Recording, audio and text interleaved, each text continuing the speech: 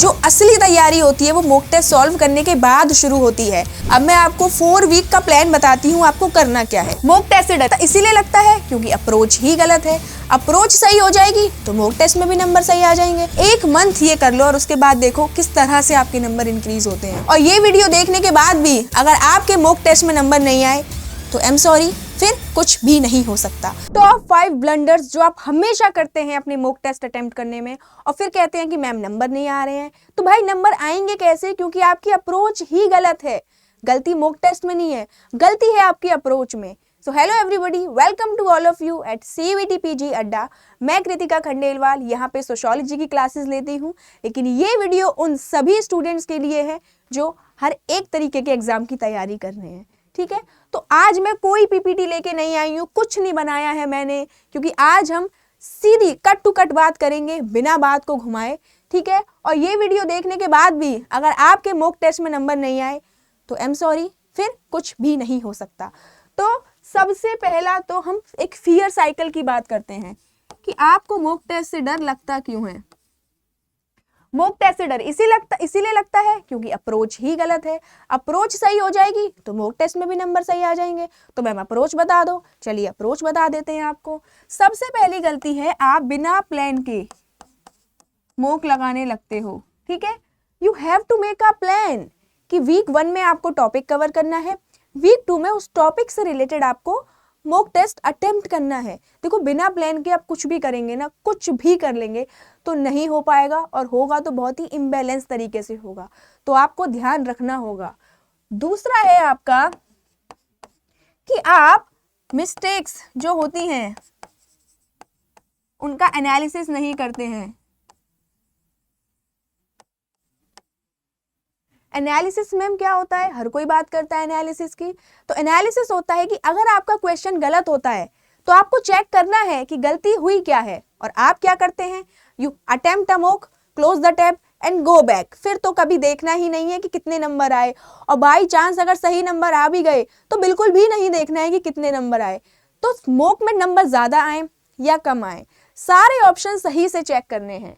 तीसरा है blind marking. Blind marking क्या होती है? तुक्का लगाना। सीधा सा बात करें तो आप क्या करते हैं? तुक्का लगाने की कोशिश बहुत ज्यादा करते हैं। अरे भाई, जब एलिमिनेशन टेक्निक बनाई गई है तो उसका यूज करो ना।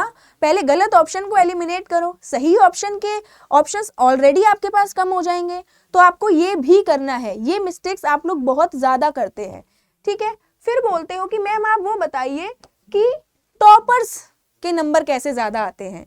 तो देखो, कोई भी ऐसी फुल फ्लेज स्ट्रैटेजी नहीं है कि जो टॉपर फॉलो करते हैं और नंबर आ जाते हैं। बस ये बात है। अब मैं आपको 4 वीक का प्लान बताती हूँ आपको करना क्या है। ठीक है, सबसे पहले आपको क्या करना है? स्टडी करनी है, पढ़ाई करनी है। पढ़ाई के बाद आपको लगाना है मॉक, मॉक के बाद उसका करना है एनालिसिस। देखो भाई, एनालिसिस इतना ज्यादा जरूरी है ना कि बिना एनालिसिस के आपके मॉक में नंबर कभी बढ़ ही नहीं सकते हैं। ठीक है, जो असली तैयारी होती है वो मॉक टेस्ट सॉल्व करने के बाद शुरू होती है। मॉक टेस्ट सॉल्व करने से पहले तो आपने सिर्फ पढ़ा हुआ होता है। मॉक टेस्ट सॉल्व करने के बाद आपको उसको एनालिसिस भी करना है। फिर है आपको अपना कॉन्सेप्ट गैप देखना है, और एट लास्ट उसको करना है री अटेम्प्ट। और ये बहुत बहुत इंपॉर्टेंट है, री अटेम्प्ट तो करना ही है। आपने देखा है कितने मॉक आपने एक से ज्यादा बार लगाए हैं? जब मैंने नेट और गेट की तैयारी की थी तो मैंने लास्ट 5 ईयर के क्वेश्चंस पेपर 5 बार री अटेम्प्ट करके सॉल्व किए थे। ठीक है, और गलतियां निकलती हैं, आपको देखना है कितना आप रिकॉल कर पा रहे हैं। ये जो री अटेम्प्ट वाला पार्ट है ना, ये बहुत ज्यादा जरूरी है।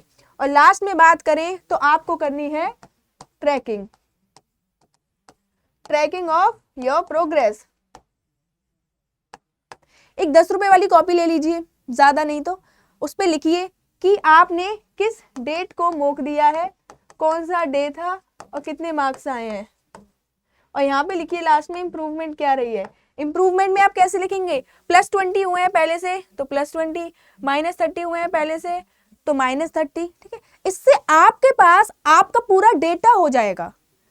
और ये जो चीज़ है, ये जो एनालिसिस है, ट्रैकिंग है, ये कोई और नहीं कर सकता, कोई ऐसा ऐप नहीं आता, कोई ऐसी टीचर नहीं है जो करवा दे, ये आपको खुद करना पड़ेगा, ठीक है।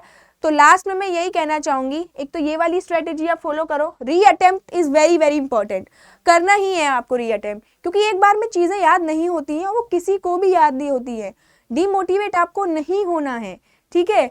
तो और लास्ट में आपको अपनी प्रोग्रेस ट्रैक करनी है, 1 मंथ ये कर लो और उसके बाद देखो किस तरह से आपके नंबर इंक्रीज होते हैं, ठीक है। तो आप ज़रूर पढ़िए, अच्छे से मेहनत कीजिए और मॉक टेस्ट में कितने नंबर इंक्रीज हुए वो मुझे मेरी वीडियो में बताइए। और कोई भी डाउट हो, जेनेरिक डाउट किसी भी एग्जाम से रिलेटेड, तो मुझे बताइए, मैं अगर सॉल्व कर सकती हूँ तो मैं पक्का आप सब लोगों की हेल्प करूँगी। तो चलिए, tata bye bye, thank you so much.